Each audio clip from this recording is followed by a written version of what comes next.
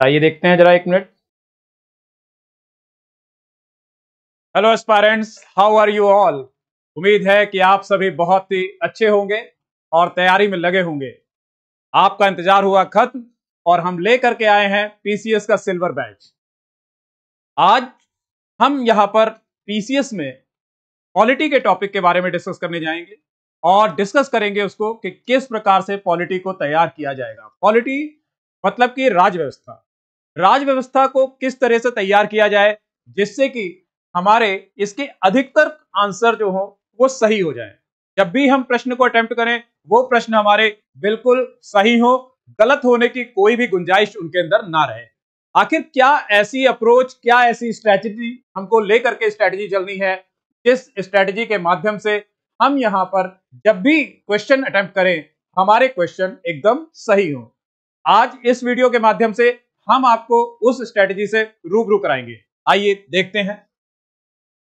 Indian polity strategy and approach. Strategy मतलब कि कोई ऐसा तरीका, ऐसी विधि जिससे कि हम इस परीक्षा में आने वाले क्वेश्चंस को बड़ी आसानी से कर सके, कम समय लगे और क्वेश्चंस हमारे हो जाए। तैयारी उस प्रकार होनी चाहिए जिससे कि हमारा समय बचे। आइए देखते हैं। अब क्या देखना है? सबसे पहले इसमें जो हमें जानने की जरूरत है वो देखने की जरूरत है कि सिलेबस कितना है। एग्जाम की तैयारी में सबसे जो महत्वपूर्ण है वो महत्वपूर्ण होता है किसी भी विषय को जब आप तैयार कर रहे हैं तो ये जान लें कि इस पर्टिकुलर एग्जाम के अंदर क्या आ रहा है उस विषय में। जैसे कि यूपी पीसीएस की बात करेंगे तो आप उसके सिलेबस को देख सकते हैं कि वो जो सिलेबस है उसका, उस सिलेबस को आप यहां पर अगर ध्यान से देखेंगे तो आप पाएंगे कि ये इतने टॉपिक्स इस सिलेबस के अंदर आपके आते हैं। टॉपिक्स का मतलब क्या है?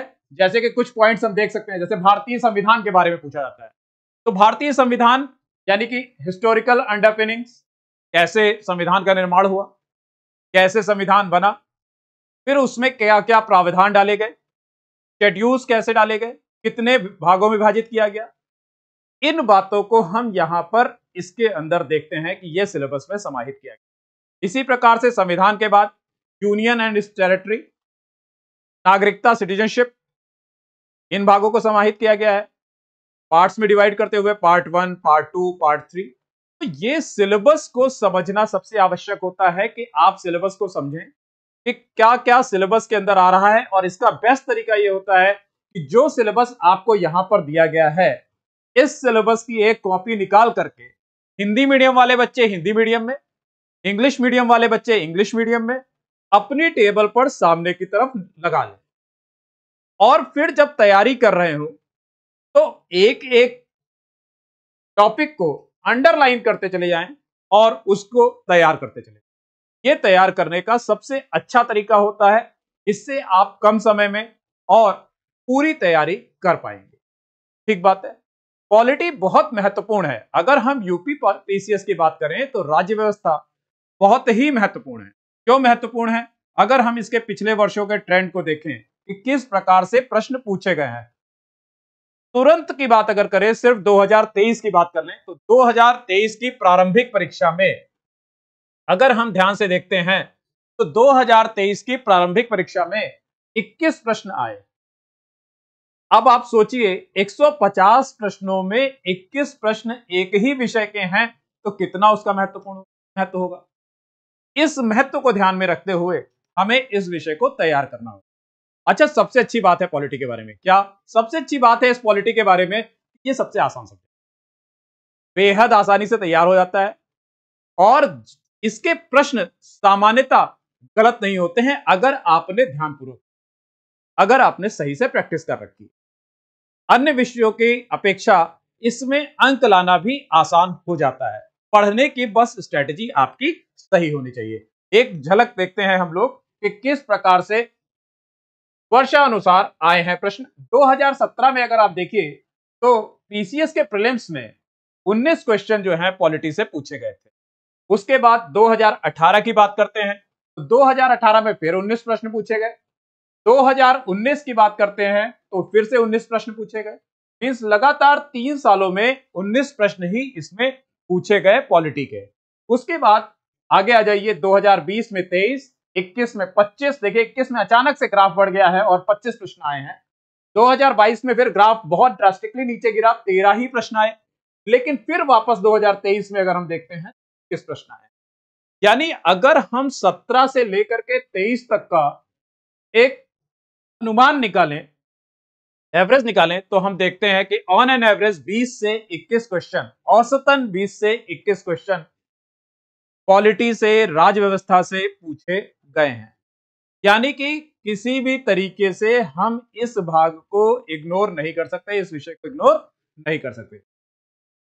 और ना सिर्फ इग्नोर कर सकते हैं, बल्कि हमें यह प्रयास करना है कि इसमें जितने प्रश्न आए उसमें से कोई गलत ना हो।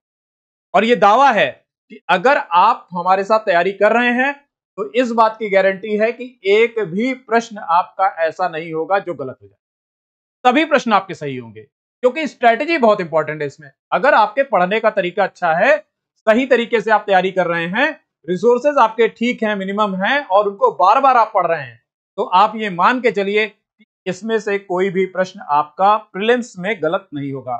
110% गारंटी है कि प्रीलिम्स में कोई भी क्वेश्चन गलत नहीं होगा। साथ ही साथ अगर आपने उस स्ट्रेटेजी को सही से इंप्लीमेंट किया और प्रैक्टिस की स्पीड बढ़ा दी अपनी, तो आप ये मान लीजिए कि मेंस में भी जो पॉलिटी के क्वेश्चंस में आपको सर्वाधिक नंबर। हम यहां पर प्रीलिम्स के क्वेश्चन के साथ साथ मेंस की आंसर राइटिंग रेगुलर लेवल कराएंगे। आप उसको करवाते जाएंगे, लिखवाते जाएंगे, आप लिखेंगे, हमको ऐप पर भेजेंगे और हम उसको चेक करके आपको उसमें जो कमियां होंगी उसके अनुसार आपको मार्गदर्शन प्रदान। आइए आगे एक चीज देख लेते हैं कि तैयारी के लिए स्ट्रेटेजी कैसे हमको अपनानी है। सिलेबस तो हमने देख लिया, सिलेबस हमने देख लिया। अब सवाल ये उठता है कि आप तैयारी करोगे कैसे। तैयारी करने के दो तरीके हैं। एक तरीका है किताब उठाई और एकदम से पढ़ना शुरू कर दिया, लेकिन हम वो तरीका नहीं है। हम तैयारी को डिवाइड कर लेंगे, विभाजित कर लेंगे और इस तरह से पढ़ेंगे कि तुलनात्मक अध्ययन करते हुए आगे क्रमशः पढ़ते चलें। जिससे फायदा क्या होगा?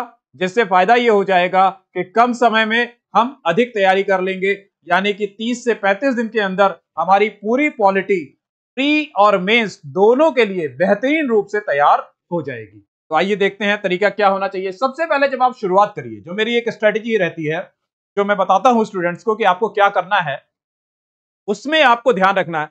सबसे पहले आप हिस्टोरिकल बैकग्राउंड पढ़िए और मेकिंग ऑफ द कॉन्स्टिट्यूशन पढ़ लीजिए। आपके पास जो भी रिसोर्स है, अभी रिसोर्स पे बात करेंगे, किस रिसोर्स से तैयारी करेंगे तो आपको ज्यादा बेनिफिट मिलेगा। तो यहां पर अगर हम बात करें तो हिस्टोरिकल बैकग्राउंड और मेकिंग ऑफ द कॉन्स्टिट्यूशन दो ऐसे टॉपिक हैं, यानी कि संविधान के निर्माण कैसे हुआ, उसके पीछे इतिहास क्या है, उस इतिहास को क्रमवार समझ लेना। जैसे कि कैसे अंग्रेजों ने रेगुलेटिंग एक्ट डाले, कैसे उन्होंने चार्टर्ड एक्ट डाले, ये जो एक्ट्स उन्होंने डाले, उन एक्ट्स में क्या क्या ऐसे प्रावधान डाले जिन प्रावधानों से प्रश्न पूछे जाते हैं। यानी पढ़ने का बेस्ट तरीका क्या है कि जब भी कोई टॉपिक आप पढ़िए तो उस टॉपिक के प्रश्नों को साथ साथ करते चलिए, इंतजार मत करिए।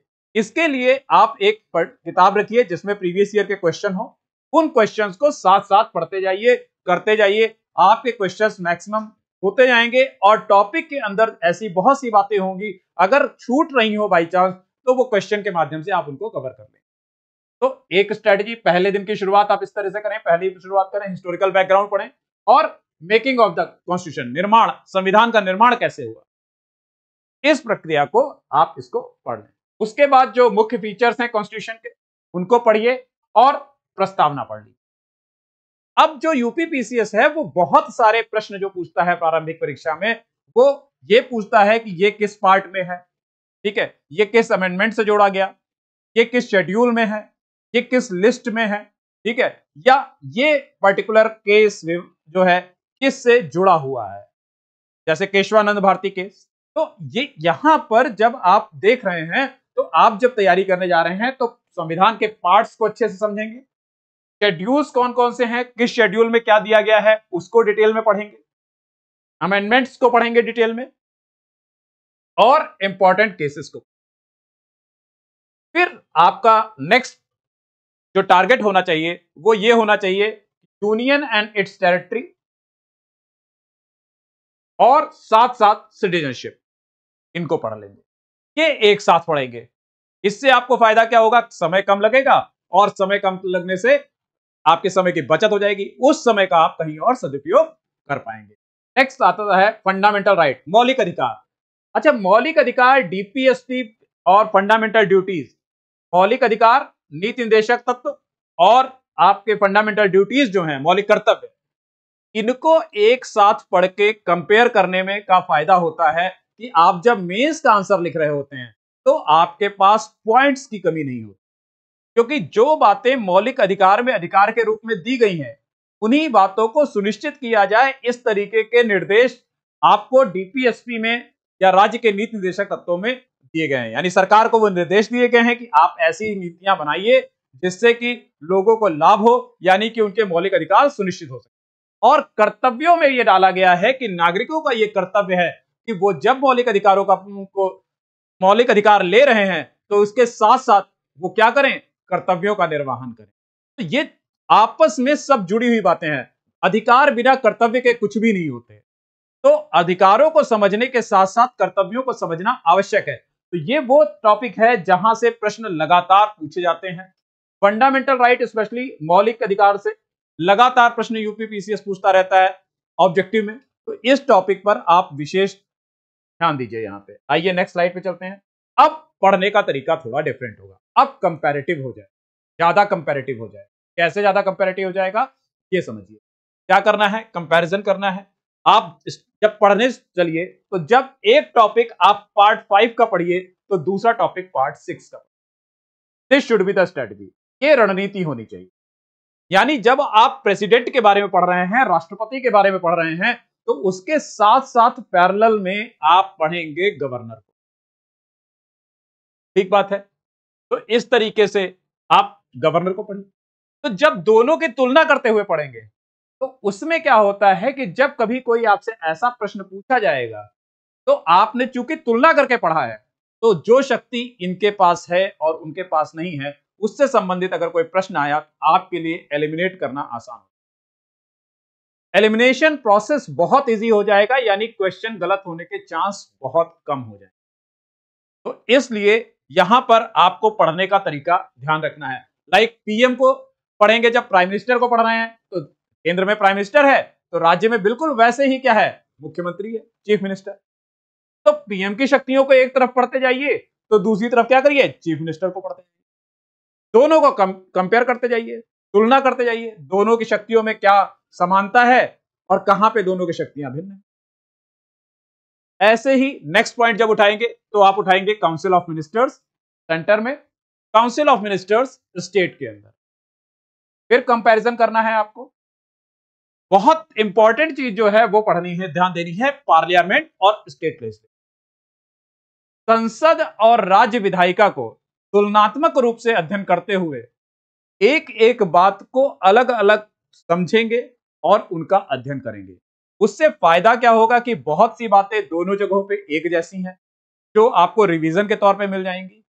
कुछ बातें ऐसी हैं जो अलग हैं, जो आपको सेपरेटली आइडेंटिफाई होकर के मिल जाएंगी कि हाँ ये राज्य विधायिका में मिल रहा है लेकिन ये केंद्र के विधायिका में नहीं। इससे फायदा क्या होगा कि जब भी प्रश्न मिल रहा है तो प्रश्न को आप अच्छे तरीके से एनालाइज कर पाएंगे, समझ पाएंगे। ठीक बात है। सेम प्रक्रिया आपको सुप्रीम कोर्ट और हाई कोर्ट में अपनानी है। यानी कि जब सुप्रीम कोर्ट आप पढ़ रहे हैं तो साथ साथ हाई कोर्ट पढ़िए। सुप्रीम कोर्ट के चीफ जस्टिस को पढ़ रहे हैं, हाई कोर्ट के चीफ जस्टिस का अपॉइंटमेंट पढ़िए। सुप्रीम कोर्ट में इंपीचमेंट पढ़ रहे हैं, हाई कोर्ट में इंपीचमेंट पढ़िए। सुप्रीम कोर्ट की पावर्स पढ़ रहे हैं, हाई कोर्ट की पावर्स पढ़िए। सुप्रीम कोर्ट का ज्यूरिडिक्शन समझ रहे हैं, हाई कोर्ट का ज्यूरिडिक्शन।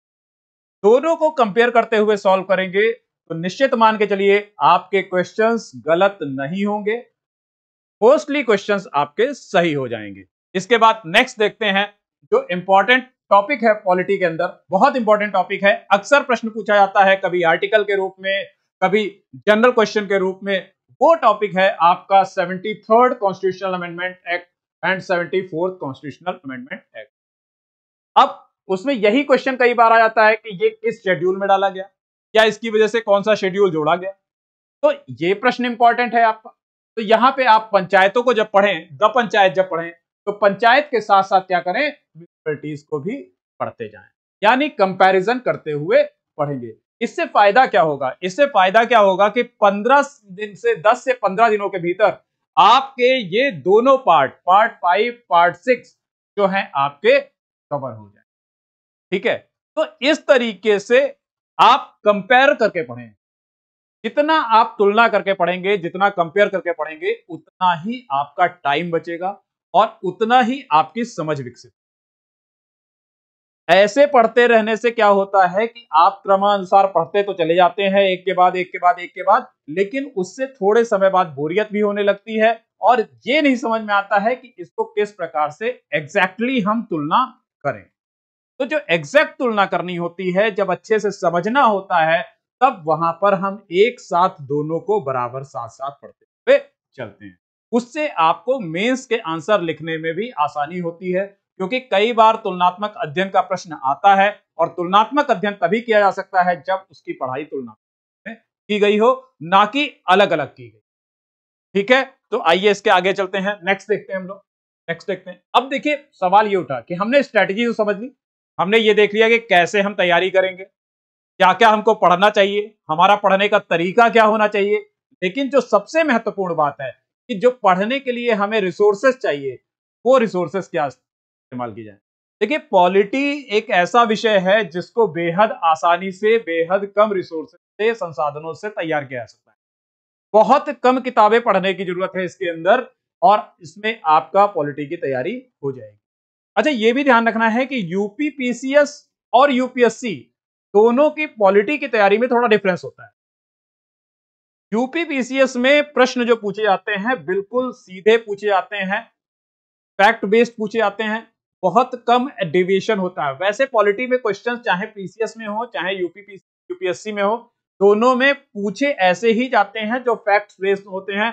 आपको बहुत ज्यादा ऑप्शन नहीं रहता है कि आप उसमें अपना क्यों यूज कर पाएंगे, आपको वही लिखना पड़ता है जो वास्तविकता में कॉन्स्टिट्यूशन के अंदर दिया गया है। ठीक है, वास्तविकता में या गवर्नमेंट ने जो डिसाइड किया है या फिर वास्तविकता में केस जो उससे रिलेटेड है, उसके अलावा आप सोच करके किसी केस के बारे में नहीं लिख सकते कि ये पर्टिकुलर केस इससे जुड़ा है, इसलिए हम इसको लिख देते हैं। तो रहता तो वो फैक्ट के अनुरूप ही है, लेकिन फिर भी यूपीपीसीएस में कुछ ज्यादा ही सीधे रहते हैं। किस शेड्यूल से हैं या मैच द फॉलोइंग आ जाएगा, किस पार्ट से हैं, ठीक है, किस आर्टिकल से जुड़े हैं। तो इस तरीके के सीधे सीधे प्रश्न आ जाते हैं। क्या शक्तियां हैं, जैसे संवैधानिक बॉडीज के बारे में कभी प्रश्न आ जाएगा या फिर वैधानिक संस्थाओं के बारे में सवाल पूछ लिया जाएगा, तो वो सीधे प्रश्न ही आएंगे, आपको उनको डायरेक्ट करना पड़ेगा वहां। ठीक, अब आइए नेक्स्ट बात करते हैं, क्या रिसोर्सेज यूज करने हैं। मिनिमम रिसोर्स रखिए। जैसे एनसीईआरटी अगर आप पढ़ते हैं, यूपीएससी के लिए तो मस्ट हो जाता है, मैंडेटरी 110% आपको पढ़नी ही पढ़नी है। बट मेरा मानना है कि यूपीएससी हो या यूपीपीसीएस, बोथ और बोथ ये फंडामेंटल बुक्स हैं, इनको एक रीडिंग जरूर देनी चाहिए, अगर बहुत ज्यादा समय की कमी ना हो। अगर बहुत कमी है तो बात अलग है, अदरवाइज आप इनको एक रीडिंग एक बार इनको जरूर पढ़िए और इनमें मेन पॉइंट्स को हाईलाइट करिए। समय है अगर जो आपके पास, तो आप इसको बेहद बेहतरीन तरीके से पढ़िए और क्या करिए, 11th क्लास की कॉन्स्टिट्यूशन ऑन वर्क और या फिर आप जो है पॉलिटिकल थ्योरी, इन किताबों को पहले एक बार रीडिंग कर लीजिए। रीडिंग करने के बाद सेकंड रीडिंग करिए, तब आप उसमें मेन पॉइंट्स को क्या करिए, हाईलाइट करिए। जैसे उसमें बताता है कि कॉन्स्टिट्यूशन की जरूरत क्यों पड़ती है, क्या कॉन्स्टिट्यूशन होता है, कॉन्स्टिट्यूशनलिज्म क्या होता है, शुरुआत में ही बता रहा है। ऐसे हर चैप्टर में, चैप्टर वाइज वो जो है आपको मेन मेन बातें बताता हो चलता है, उनको आप अच्छे से हाईलाइट कर लीजिए। सेकेंड टाइम जब आप थर्ड टाइम जब आप रीडिंग करिए उसको, तो थर्ड रीडिंग में आप वो हाईलाइट किए हुए पॉइंट्स को एक पेपर पे नोट डाउन कर सकते हैं। ये आप तब करेंगे, ये स्ट्रेटेजी आप तब अपनाएंगे जब आपके पास अच्छा खासा टाइम हो, ample of time, then only you can utilize this strategy. फिर अगर आप उनको नोट कर लेंगे तो उससे बेनिफिट ये हो जाएगा कि आपके पास एक बहुत बढ़िया से नोट्स क्रिस्प तैयार हो जाएंगे, जिनको आप एग्जाम के पहले पलट करके धीरे से देख सकते हैं। जिसे बोलते हैं ना फ्लिपिंग ऑफ पेजेस, हल्के से उनको पलटा, एक झलक मारी, आपको याद आ गया, आहा ये तो मैंने उस समय पढ़ा था, कितना आसान है। और जैसे ही आपने देखा कितना आसान है, आपका आत्मविश्वास बढ़ गया और आपने तुरंत क्या है क्वेश्चन को आगे जाकर के जब पेपर देने गए तो आपने क्वेश्चन तो ये प्रक्रिया वहां पर आपको आसान हो जाएगा अगर आपका पढ़ने का तरीका ठीक बात है। अब आइए दूसरी जो महत्वपूर्ण बुक है, जैसे कि हम कहते हैं कि ये बहुत महत्वपूर्ण है, इसे पढ़ लीजिए, वो किताब है आपकी इंडियन पॉलिटी एम लक्ष्मी का।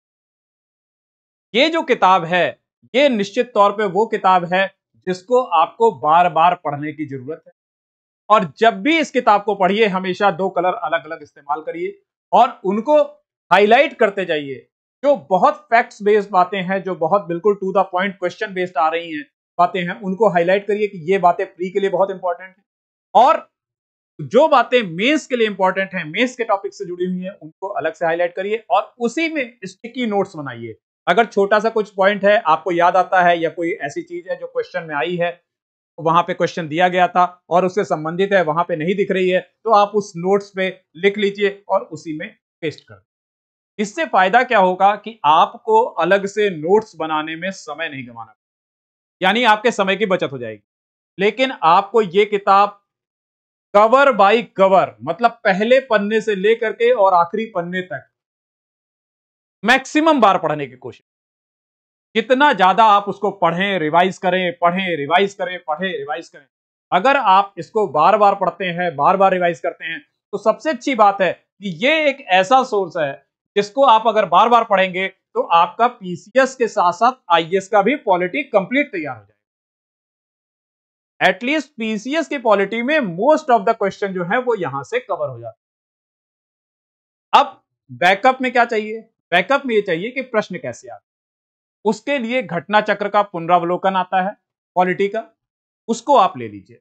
उसमें प्रीवियस ईयर्स में आए हुए सारे क्वेश्चंस दिए गए हैं, उन क्वेश्चंस को साथ साथ जो टॉपिक पढ़ रहे हैं उस टॉपिक के साथ में उनको डिस्कस करते देखते जाइए और सॉल्व करते रहिए। साथ ही साथ आप एक बेयर एक्ट यानी संविधान ले लीजिए, टीएम बख्शी का ले लीजिए, आलिया पब्लिकेशन का ले लीजिए, जो आपको कंफर्टेबल लगे। वो हिंदी और इंग्लिश मीडियम में वो आप ले सकते हैं। आप उसको आलिया पब्लिकेशन में लेंगे तो आपको हिंदी इंग्लिश दोनों में जाएगा, वो एक तरफ हिंदी एक तरफ इंग्लिश, तो आप उसको पढ़ सकते हैं। कुछ पर्टिकुलर आर्टिकल्स हैं, उनकी लैंग्वेज को देख सकते हैं वहां पे। बहुत ज्यादा आपको कॉन्स्टिट्यूशन में घुस करके आर्टिकल्स पढ़ने की जरूरत नहीं पड़ती। बस आपके लिए इंपॉर्टेंट ये है कि कॉन्स्टिट्यूशन में अमेंडमेंट्स कौन से हुए हैं, इंपॉर्टेंट जितने भी अमेंडमेंट्स हैं वो निश्चित आपको पता होने चाहिए, निश्चित रूप से आपको पता होना चाहिए ये अमेंडमेंट्स जो हैं ये किस केस से संबंधित हैं या किस विषय से। जैसे 86 कॉन्स्टिट्यूशन या 73rd हो गया या 74th हो गया। तो इस तरीके से अमेंडमेंट्स के बारे में जानकारी, एक प्रॉपर चार्ट ही आप बना लीजिए। तैयारी के दौरान बिल्कुल एक्टिव मोड में तैयारी करिए, बिल्कुल भी ऐसी गलती मत करिए कि किताब हाथ में पकड़ लिए और बैठ करके पढ़ रहे हैं ना। जब पढ़ें लगातार आपका हाथ चलना चाहिए, उसके नोट्स होने चाहिए, प्रॉपर उनको दीवार पे स्टिक करके लगाइए, स्टिक करिए और स्टिक करके रखेंगे तो आप देख सकेंगे वो चिपके हुए हैं। आप खाली बैठे हैं, नहीं भी पढ़ रहे हैं, तो भी आपके लिए बेहतर ये रहेगा कि आप उन पे नजर आपकी पड़ती रहेगी, वो चीजें आपके दिमाग में जाती रहेंगी, यानी कि सबकॉन्शियस माइंड जो है वो उन चीजों को ग्रैस्प करता रहेगा। तो जब एग्जाम आएगा, आपने नहीं भी अगर उस समय रिवाइज किया होगा तुरंत तुरंत, तो भी वो पीछे आपके दिमाग में है, तो आप उसको क्या कर सकते हैं, आपको। तो ये एक तरीका है, ये एक स्ट्रेटेजी है जिससे कि आप पॉलिटी की तैयारी यहां पर कर सकते हैं। हमारे साथ जुड़े रहिए, हमारे ऐप को आप डाउनलोड कर लीजिए। हमारा लक्ष्य आईएएस के नाम से एक ऐप है। आपका कोई भी प्रश्न, कोई भी दुविधा हो, आप कॉल करके पूछ सकते हैं। अपने क्वेश्चंस के आंसर्स को, मेंस के पॉलिटी से जो क्वेश्चन आए हुए हैं पीसीएस में, उनके आंसर को लिख करके इसमें अपलोड कर सकते हैं। हम उसे चेक करके हम लोग आप तक भेज देंगे, जो कमियां होंगी वो आपको बताएंगे। हमारे साथ जुड़े रहें, जल्द ही हम नया वीडियो लेकर के आएंगे, जिस वीडियो के माध्यम से आपको पॉलिटी के आंसर्स लिखना सिखाएंगे कि मेंस में जो प्रश्न आए हैं उन प्रश्नों के आंसर किस प्रकार दिए जाते हैं। धन्यवाद।